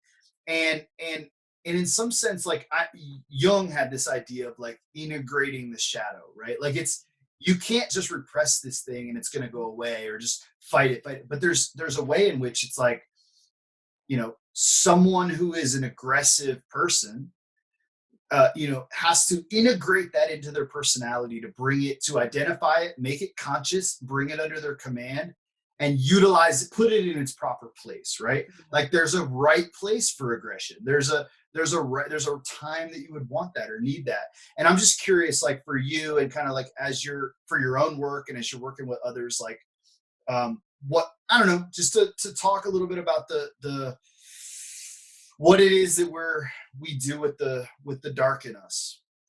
Yeah. I mean, that's a really good question because not everything is like beaches and flip-flops, right? Like, it's not Right. like that. You do have, like, in other, um, forms of, I don't know, just thoughts or whatever else, you have, like, they'll call it your shadow side in that Hmm. way. So, like, embracing, like, your shadow side, which is, like, again, the not so good. So when I say embrace your identity, I do mean all of it. That's why I say Yeah. good, bad, or indifferent. Whatever it Hmm. is, you need to embrace it all, truly, to understand yourself. So yes, there's some amazing things, identity wise, about me being, say, Enneagram type 3, that I enjoy. The Even in the achievement aspect, I'm the type of person that when I say I'm going to get something done, I'm going to get it done. I do like seeing goals being checked off. I do like making it forward. Like, those are great. The other side of it is that I can be a workaholic. And Mm. so, in being a workaholic, that means that I can neglect relationships. Mm. And I've done that before, right? In needing what, and so with the three, especially, it's like we need to know that we are valued, or that there's worth. And again, we find worth in our work. The negative part of that is deception. So, like, lying is Mm. our downfall. The downfall of what we do is lying.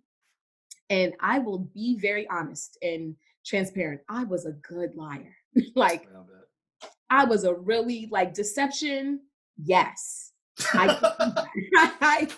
And not, and the thing is this, I'm saying it in like a cheesy manner now, but you can see how dark that can get. Deception when it comes down to it. Because the thing about threes is that we do not want to either feel as though we're worthless, or as though like we have no worth in whatever we're doing. So what we can do, and what I used to do, is that I could make anything look great. I can make my life sound as though it was great. Like, I could paint a picture of, like, yes, not knowing though, if you did not know me, that I was probably going through hell. Mm. Like, that's the part that's a problem. It's just like, because we become, we're a bit of like chameleons in that way, that we can kind of flow in and out no matter what our settings are. That's, I call it a gift. It's not, I don't think it's, I don't think that it's all like, ooh, such just negativity or anything like that. It's a gift. Like, you can be able to flow in and out, in any environment. However, when you keep doing that, but you do not come back to basis of who you are, Mm. you're absorbing, and you can put on a mask anywhere. So that's what I used to do all the time. I used to wear a mask in all these different environments. This is why I could have all these different circles, make myself look like I was absolutely amazing, not knowing that I probably had maybe $10 in the bank, right? Yeah. And not to say like money means something, but it's just Hmm. like I knew how to paint the picture to make myself look good in front of others, though I was probably going through hell and high water. There's a Mm. reason why, even when with my personality type, that like twice in my life I tried committing suicide. Like, there is a dark side to this thing. There is a very dark side, but Mm. I ended up having to embrace and understand what took me to this point. Hmm. What took me to this breaking point, that I felt like I did not want to be here in this world, as though I felt like this is just too much. I can't do this anymore.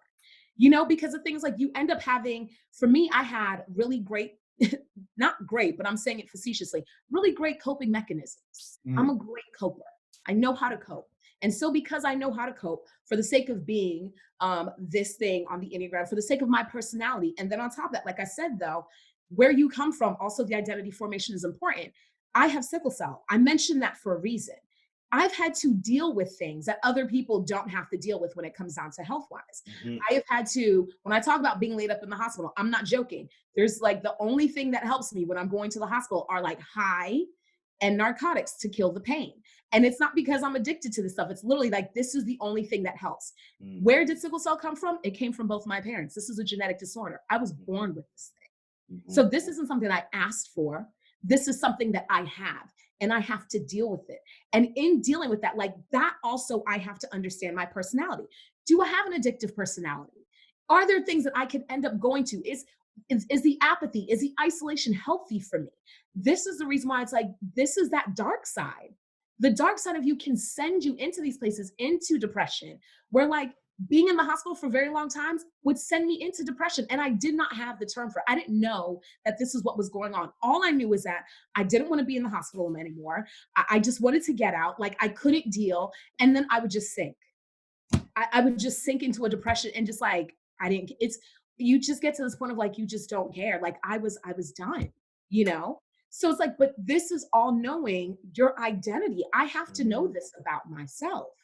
I need to know what my triggers are, good and bad, that can send me either on this roller coaster or send me into a place where like that happens, you know? So I'll say this, like, thank God that is never come back to that place where I have felt like the need to take my life. I'm not there. I pray that I don't ever get there ever again in that way. But I think it's also because of these things of setting up these that's right. routines in my life as well, to understanding again now my intrinsic value, why I'm here as well too.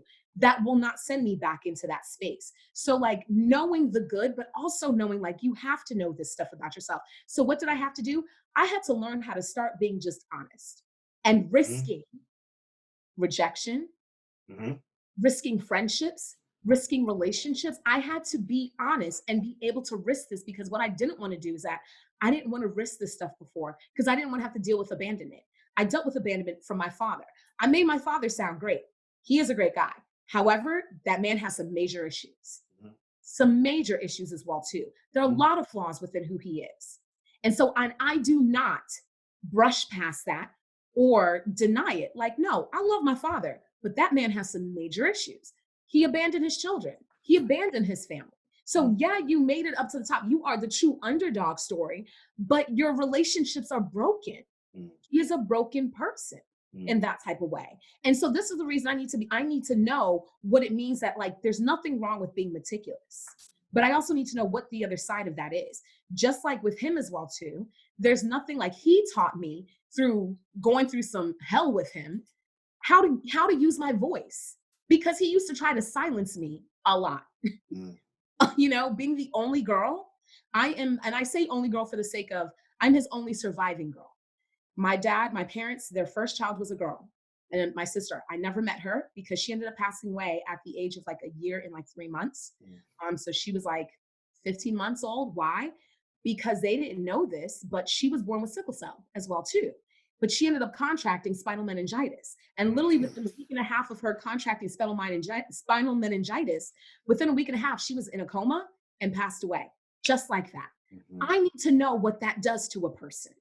So now for me to be this girl, he had 3 boys afterwards, and then here I am. And then as I'm born, what happens? Literally months into me being alive, literally months. I was only probably like 4 months old. I told you my dad lived in Ethiopia, or he lived in Africa. I had to get medically evacuated out because the doctors figured out I was anemic, but they couldn't figure out what. And the doctor literally told my father to his face, if you do not take your daughter out of here, she will die. mhm. It was in DC. They took us back to DC or whatever else, but it was in DC at Howard University Hospital that ended up getting diagnosed with sickle cell anemia. So you have to imagine then he's looking at another daughter Mhm. who has sickle cell. Like, you know, like, yes, empathy gets packed into that as well too, but there's some other stuff that ends up happening as well. I did not get, I don't know what demons my father was wrestling with as well too, to know that you have another girl, but she has sickle cell as well. Will she die? I wonder if that was a question he ever asked himself, like, will she die at 15 months? The way my first one did. So this stuff you have to understand, like, plays into my identity on how he treated me when I was younger at times, you know? Like there's a reason why like I did not tap into my emotions a lot when I was younger, because I was taught not to. My father did not accept emotions. So I had to learn my achievement based life was the thing that spoke, not me being a girl. That's not what spoke. So you having to embrace like all of this. And this is a part of my story. This is that dark side. This is that the good, the bad, this is that bad. And then the indifferent piece as well, too, of having to work through all of this stuff in order for me to get to this place so that I do not end up back where I was at 14, at 28, almost ready to like be done with this world and say I'm over it.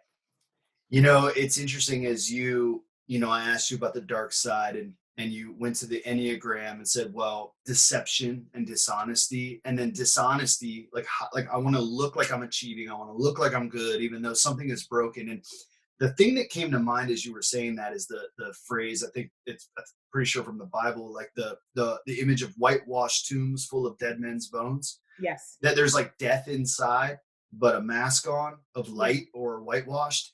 And then as you shared this story, and thank you so much for sharing it, it's honest, Honesty is vulnerable, Yeah. right? Like, and as you reflect on and said, like, I think because of the changes that I've made, I'm not going to find myself in the place where I want to kill myself, where I fall into that kind of a depression.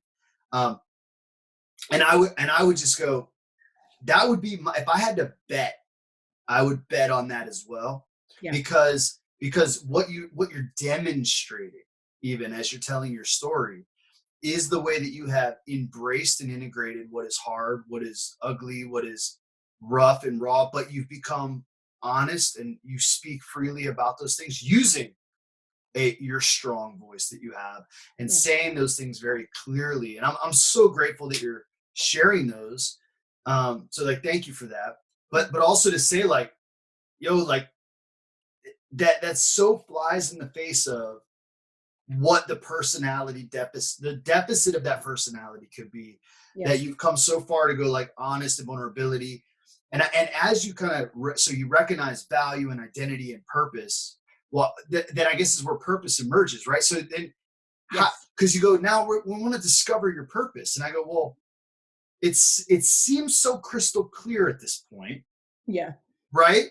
Like, Hmm. why you might go, I want, like, black girls are what, Hmm. and I want to talk with them, I want to mentor them, I want to help people to live Hmm. unapologetically, Yeah. to be themselves, to know Yeah. that they're valuable, to embrace those things. And so the move, like, of purpose, it seems, and I'll shut up so you can kind of add to this if there's something there, but like, that that seems to clearly emerge out of the hard work that is something like a discovery of self and an embrace of who you are and a wrestling with those things. That is I think of, like, 12 steps, step 4. That's a very hard, dark, deep, work that takes time. And yet, as you kind of come through that, there's a kind of power and purpose that emerges there. Um, am I, I guess, am I right in saying that, or like, what else do you, as you're like, just talk to us about a little bit about, like, the discovery of purpose in that way for yourself, and then for those that are listening. Yeah, thank you for that. Yes, purpose did come out of like all of that, you know. Hmm. I think because there were so many things that I thought I wanted to do, I wanted to be, and I'm a creative as well too at heart, Hmm. um, in that manner. And so there were so many things that I thought I could do, wanted to do. I went to school for fashion design and marketing, and I thought like, okay, well, I'm going to get into trend forecasting and all this other type of stuff as well too. And so there were just like so many different roads, so many different places that I could have gone with. But I think the thing that has like stuck with me and the reason why this has become purpose for me, like through all of the story that I'm telling you, like just all of it, just pieces that I'm telling you, is because I do have a passion for Black women to see us do all of that, to live unapologetically, to embrace our identity, to know who we are, so that like we do not succumb to the pressures, the wiles, the expectations of this world, of other people, even our own family members. And this is the thing, even ourselves, Mm. because we have false expectations about ourselves. And I know about what it means to have false expectations for myself as well. So like purpose did get birthed out of this. Things that did help along the way with this as well too was there are quite a few things, but one person in particularly who helped me really understand this, and I don't think she even knows on some levels, it's my mom. Mm. So like my mom has, but the reason why my mom has is because, man, that woman she has been like my number one advocate since I was a child. So she ended up going, like I said, she ended up going into nursing, the whole nine or whatever else, but she taught me how to advocate for myself because she advocated for me. Things and treatments that doctors wanted me to have, she was the one who was just like, yeah, no, this is not going to happen. This is how it's going to be. Because she always had my best interests at heart. She wanted to see me live. She Mm. wanted to see me survive. Doctors literally told my mother, your daughter won't live past the age of 10. Like they literally put a death sentence on me Wow. to say, like, she won't live past the age of 10. Surprise, surprise. And yes, I have no problem putting out my age. I'm 40. Mm. Okay. Yes. So, but that would not have happened without the advocation of my mother. She taught me what it means to be a woman of faith. She Mm, taught me what it meant to like really seek out purpose, what it means to live. And so I want the same thing for others. Like this, all of the things that I have been through have been the things that have helped me say, like, I want the same thing. I want the same thing in that way. I want to be able to live. I want other Black women to live. And because of my personal story as well too, the things that I have been through, the heartaches that I've been through, the racism that I've been dealt with, the sexism that I've had to deal with as well too, because again, personality, yeah, I have command in there. Because of that command and the way it gets interpreted coming out of a Black woman's mouth looks completely different. And so I've had to deal and wrestle with all of this stuff. And I hear the same cry of other Black women. I mhm. hear it literally like nationwide. I have friends, we talk, I hear the same cry of like, they want to be able to break free from all of these shells, the expectations, these falsehoods, and just be. Can Black women not just be, right? This is why I did create Black Girls Are, because I was tired of our voices falling flat. That there have been things that we as Black women have been doing literally ages upon ages, but we do not get the recognition. It literally had to take Hidden Figures like 2, 3 years ago to come out for us to understand that, yeah, that major NASA, you know, what's it called? The I can't think of the word that I'm looking for, but anyway, the major NASA trip over to the moon was done by a Black, like the calculations was done by a Black woman. Oh Rest in yeah. peace. She just passed away, you know? But it's just like things like that to know that even when it came down to the civil rights movement, MLK would not be who he was if it were not for the women in the background working their behinds off to ensure that he was even able to get into Lyndon Johnson's office. Like, do we like this is the thing that fires me up to say, I want us to have visibility, but I want us to understand who we are. Mm, Like, if you know who you are, unapologetically who you are, and you start to like quiet all of those false voices, even from yourself, and you start to allow truth to emerge, I promise you, it's like you become unstoppable. And I don't mean this in some like superhero, like, oh, we're invincible. No, I mean unstoppable for the sake of like, but who can really stop you though? Who yeah. can stop you from living how you want to live, from doing how you want to do, from actually living out purpose? Who can? So for me, it's just like, yeah, I feel the same thing where it's just like, I feel unstoppable, but not because I'm perfect. Absolutely not. It comes out of brokenness and vulnerability. It Mhm. comes out of risking and losing and losing and losing and risking and then also winning at times as well too. But my wins now aren't so much tangible, always like tangible wins. My wins are the internal, the rock solid like unmovability of knowing my value, of knowing that I am here, I'm still here, and I am here with a purpose.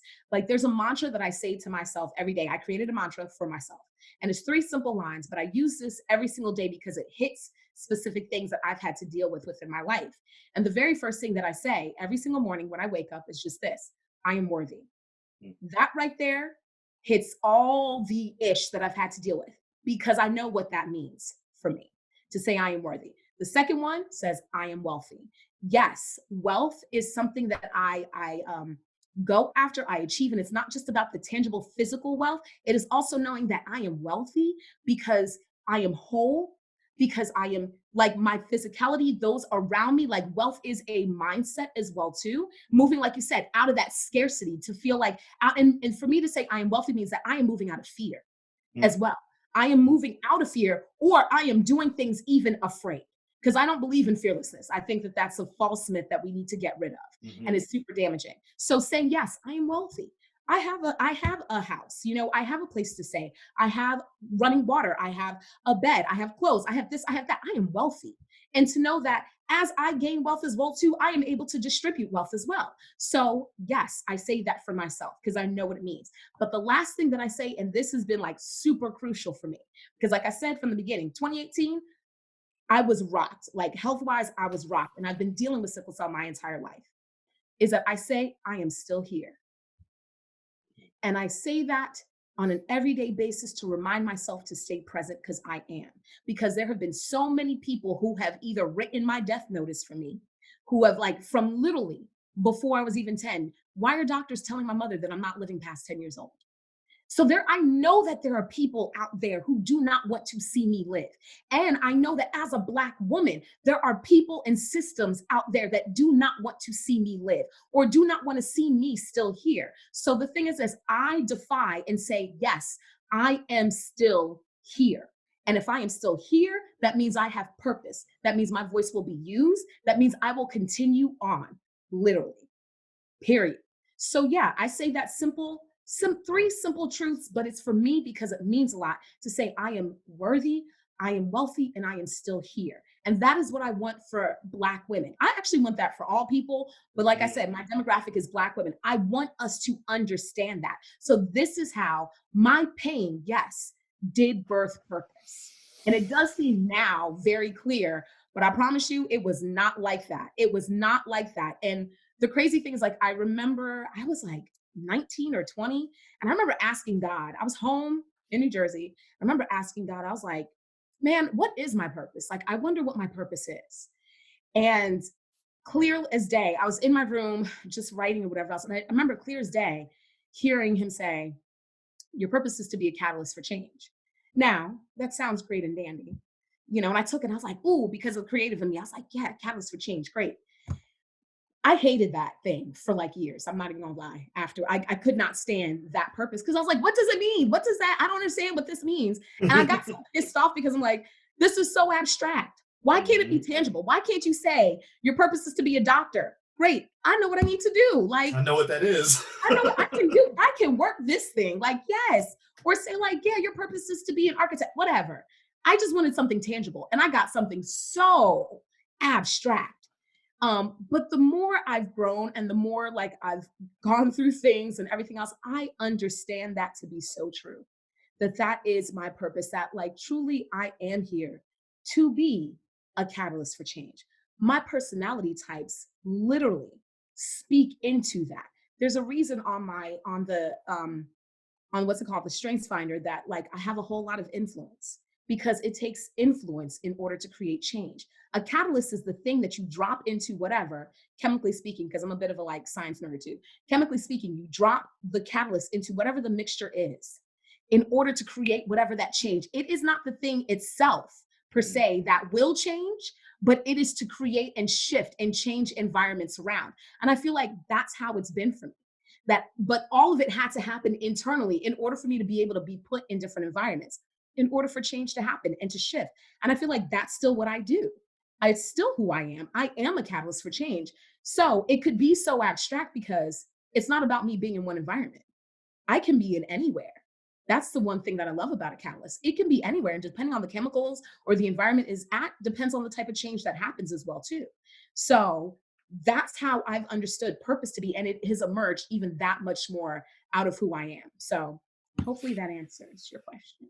God, that was all so good. If anyone wonders why I've chosen to do such long conversational format, it's for exactly what just happened. That was, by the way, there's a section of I'm going to clip a section and send it to you Yeah. standalone when you were talking about your mom that you need to send to your mom. Yeah. That was so beautiful. Thank you. Okay, so circle back to the idea of being abstract, because there was so much in all that. We'll just have to go re-listen to it, but it was incredible. But on the idea of catalyst for change, like if you would have told me to be a doctor or lawyer or whatever, something I knew what it was. Mm-hmm. But it's okay, it's abstract as a catalyst for change. I'm curious, like, because that could be a catalyst for change could be a doctor, a catalyst for change Yeah. could be a lawyer, right? Yeah. And I'm wondering if you don't think maybe there's something there that is maybe a little universal. I don't know, not that universally people are that. I don't Yeah. mean that. A principle, like it's Yeah. abstract, like, because it seems like a doctor is what you do, Yes. but it's not how you do it. There's doctors that suck and there's doctors that are quite good, let's say bedside manner, whatever the reason, but Yeah. why they do it, Yeah. right? Like if you go, man, and I think like there's something there that's like what's behind all of those things, because very similar I think with me, where it's like, how did I end up doing something with bicycles? That's Yeah. ridiculous. I wasn't riding them, I wasn't building them, I wasn't, but because of the people that I was working with, and the commitment to them that I had, and the challenges in particular that they had with transportation. Like the why was in place, but then how and what we did, I was like, I don't care. Like Mm. I'll pick up a hammer, a drill, whatever tool is going to work to get the job done, Yeah. right? And I go, oh, this is a good tool, right? And it seems, and by the way, personality wise, going, I'm a 3 and I can adapt in any environment, and I'm strategic. It's a it's like you were crafted from the very beginning, Yes. right? To be exactly that person that can find your way in any room and has a strong enough voice to be more of a thermostat that can change the temperature of a room, be the Sure. catalyst for that change in a room, which I've been in rooms and have experienced you doing exactly that because you are a strong leader with a powerful voice. And thank God you're someone that's good because you are influential and Hmm. you could be influential for very bad reasons. Hmm.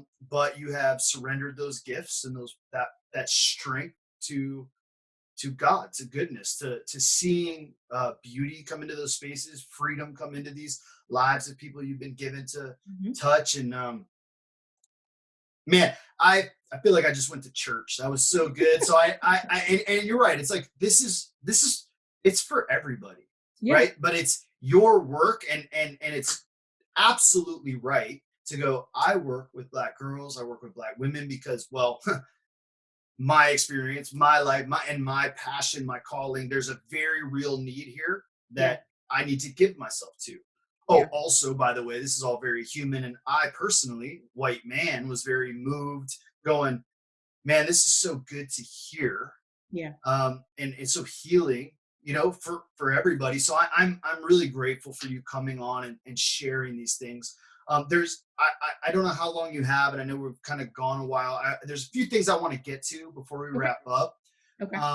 But so there's a couple questions I try to ask everyone that I want to ask you before we wrap up. But one thing, just based on what you kind of start, you said at some point in what you were just sharing that I wanted to touch on. You said something about false expectations. And I Yes. think that's where you began going into, like, my mom was my advocate. My mom was the one that taught me this. Um, and you seriously need to, like, just hit mom up right now. I want to call mom and be like, yo, mom. But expectations. So I've sat in some, just talk to me about expectations. Good, bad, either which way. So expectations. I mean, I don't think per se that there's anything wrong with expectations. I think it's how they tend to be held up, or put on platforms. Mm, And the thing about expectations, that the reason why they tend to like rock us a lot of times is because it sets the standard that usually tends to be very unachievable, you know? And so when we don't achieve it, then of course, that's where all the other stuff comes into play. Like you feel less than, you feel this, you feel that. And so the thing about expectations that I had to learn, and this is on multiple sides of things like mhm, family, personal, even church, religious expectations, the whole thing, is just having to remove a lot of that. Because I don't think expectations always give us the ability to freely just be. Like I said, mhm, I just want to just be. And I don't mean be for the sake of like, oh, just be lazy or just float around and not. No, I'm just like, I want to be present, but I want to be able to figure out how to move, yep, or navigate in this type of way. mhm, Where expectations tend to put a cap on who we are. Or what they do is that if they don't put a cap on who we are, the vessel's so huge that you feel like, how am I going to fulfill this thing? So I know I've had both. I've had both for the sake of people putting expectations on me, because this is the funny thing, because my either something about my identity or my personality that they've seen and they've deemed it to be mm, so. And then they said, Amen. Where I'm sitting back here like, no, mhm, no, like I'm trying to I'm still trying to navigate and function and figure some things out. And I've had some of my most visceral, some of my most visceral experiences when it's come down to expectations has actually been within the church. mhm, Sadly enough, it has been within the church. And it's because people have put expectations on me about what it is that I should be.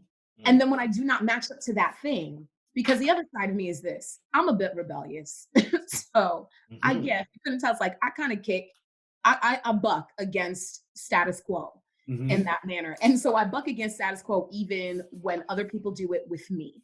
And so I've had some people put some expectations on me about I remember in particularly, some women ended up saying to me, "Well, women of God don't act like fill in the blank." And I remember thinking to myself, like, where is this coming from and why?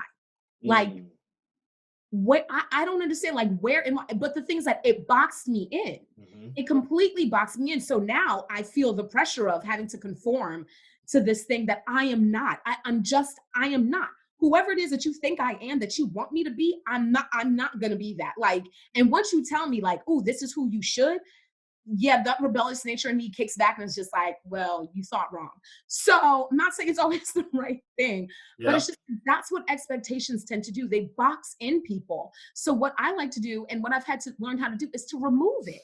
Yeah. Remove the expectations. It's hard, but to remove the expectations, even going through, like, I go through therapy as well too. So, shout out to therapy. I think people need it. mhm, Go get some. mhm, But even in going to therapy, the one thing that I've also learned is in therapy, they tell you remove expectations. If you're going to have hard conversations with people, you need to remove the expectation. Because if you go into this conversation thinking that you want it to end or be in a specific way, and it doesn't, that actually creates more trauma than healing.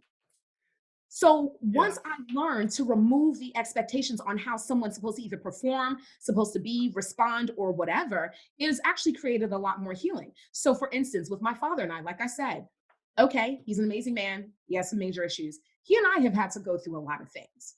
But I ended up at one point having to remove the expectations of him even being whatever the type of father it is that I thought I wanted.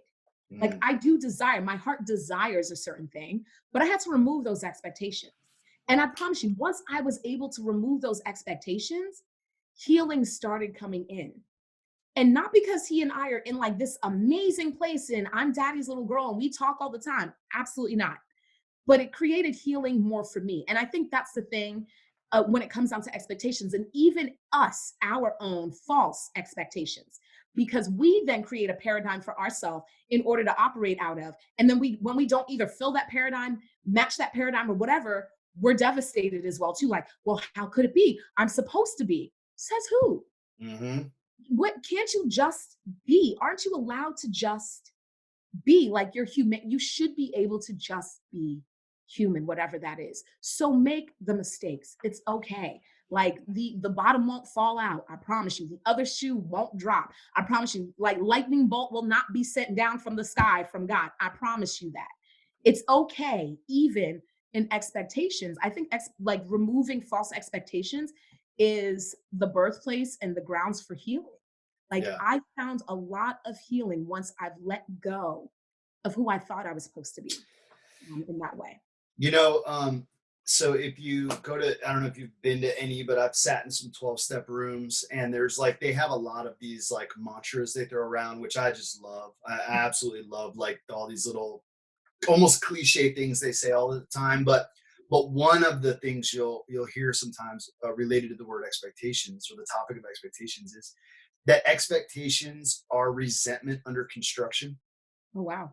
So, and this is interpersonal, right? So, like, I expect you to do something here. I expect you to love me a certain way. I expect you to respond to me a certain way, and and and it's the challenge to remove expectations in interpersonal relationship, or just some of the things you were saying, and just to want to affirm kind of the wisdom of what you're saying, but then also in your own story, because it stood out to me. I actually jotted down the word risk Hmm. when you said earlier about the moving from dishonest to honest. You said I had to risk friendships, I had to risk relationships, I had to risk positions, Hmm. and it wasn't, if honestly, I think a lot of the if people are honest with themselves, they're dishonest. When they're dishonest, it's often because they're like, well, I can't be honest with this person because I need to save this relationship, which is actually a super destructive thing to the relationship. Yes. but Yes. but like it's actually like, no, to have a relationship I have to risk the relationship, to Yes. be honest, so that we have something real and upfront. And I actually, as you go, like, I have found a lot of healing and removing expectations. I go, yeah, I actually think that traces back to like a part of your story where you're like, I went from hiding and lying to honest and vulnerable, and because I started taking risks. And it seems wrapped up in that to me. It seems like that's related to not manipulating outcomes, which Yeah. back to the like thing we talked about with meditation at the beginning of this is like, because I'm becoming internally proactive rather than externally reactive. I'm not trying to just navigate the environment. I'm being internally intentional. And you know what that's doing? It's a catalyst that changes the environment around me and has power to change the environment around me. Um, it's funny, like as you shared that, I'm like, there's a thread that feels like it runs throughout this. It makes it makes a very clear like thesis of your work and your life and your purpose. Yeah, I love it. I try to ask everybody this question. Mhm. So maybe you know it's coming. But how would you define success? Oh, yes. Success, that question. I remember teaching on this with you. Mm, Yeah, okay, so success is something that I have had to unpack, shift, and change what my definition is of success. And I think I don't remember where I heard, I think I was at a conference or something like that, but I think in hearing this, it became like my definition of success. And success simply is obedience to God. mm, It is just that. Are you obeying God? Then you're successful, because that's all that matters. Because anything else for me, again, but this is my personality type, the achieving. achiever, Yeah, yeah, yeah, yeah. all of it, like all of that, I used to think of success. I used to think of like, well, I need to have a certain aesthetic. I need to, have a certain car or blah, blah, blah, whatever else in that type of way. Now, trust and believe, I'm not saying that y'all can't go after that or that I'm still not, we're not going to gain those things. I'm not saying that. I'm saying I had to remove that though as my label for success, because having a Central West African Cameroonian thought process living up in the North, my definition, and especially with African American culture in that as well, embedded all in that. So I have all of these things mixed. My success was like the Jeffersons, like you Mhm. moving on up, like this is what you do. Being West African in that way, like with Cameroonians and in our community, and just a lot of West African communities, it's like how much you have, it's how you live, the cars you're driving, this and that, and so forth and so on. I'm like, bro, if you really want to see some like wealthy people, go to West Africa. Like they got stuff that you've never. I'm just telling you. So because I come out of that, I've had to reshape what my definition of success is. I had to. And my definition now is like simply like, am I being obedient to God? And if I am, then that's success, because that's the ultimate thing that we're supposed to be going after. Like, that's it. When he says, well done, right? Like, that's what we want, is the well done. We want to know that we have pleased God. We want to know that our life has been a reflection of Christ. We want to know that we have been able to be as Christ was on this earth. And so for me, that's success. All the other things, they're just added on nuggets. They're just like gold in the bag. This is so fascinating, and it's no surprise that the thread continues to run through the answers. You're so consistent. No, it's so good. Like you're like, yeah, I'm an achiever, and success stand, but like, so obedience, right, is like obedience to God.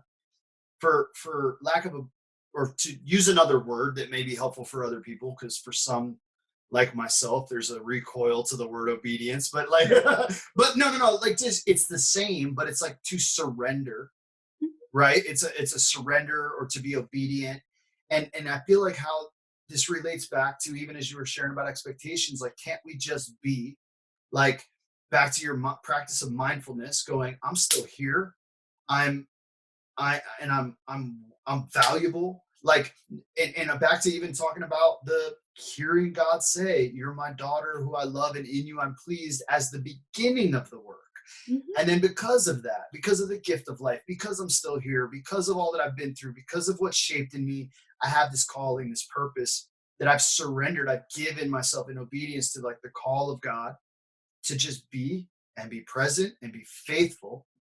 And that is how I've come to understand what it's like to be successful is to be me fully Yes. as God intended me to be, Yes. as I was created from the beginning. And that's such actually, I'm happy to go period on the end of this. That just felt like so right and conclusive.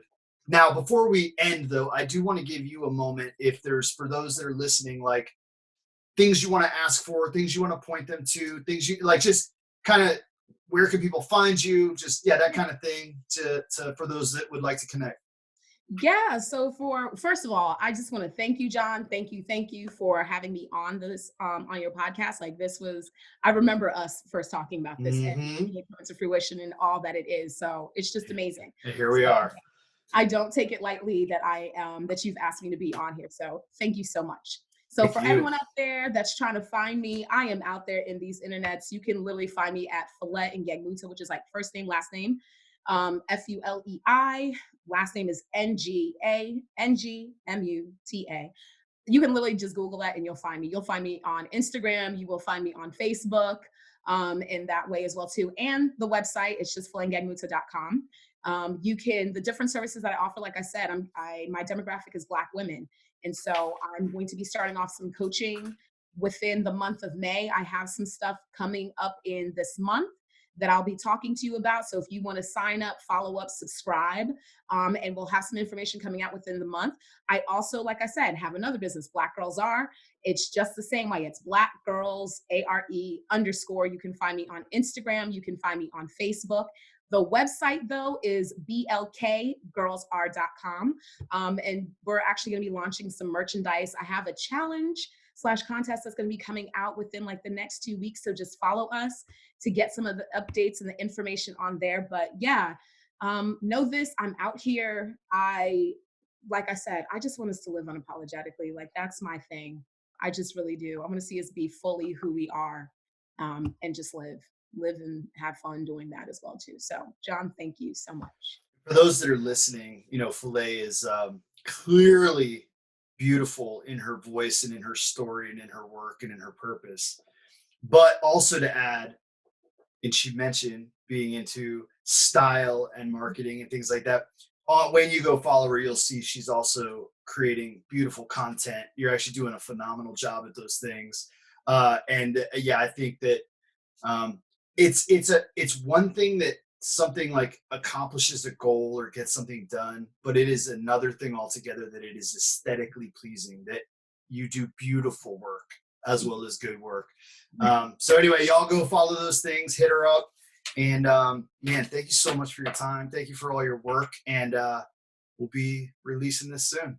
Awesome. Thank you.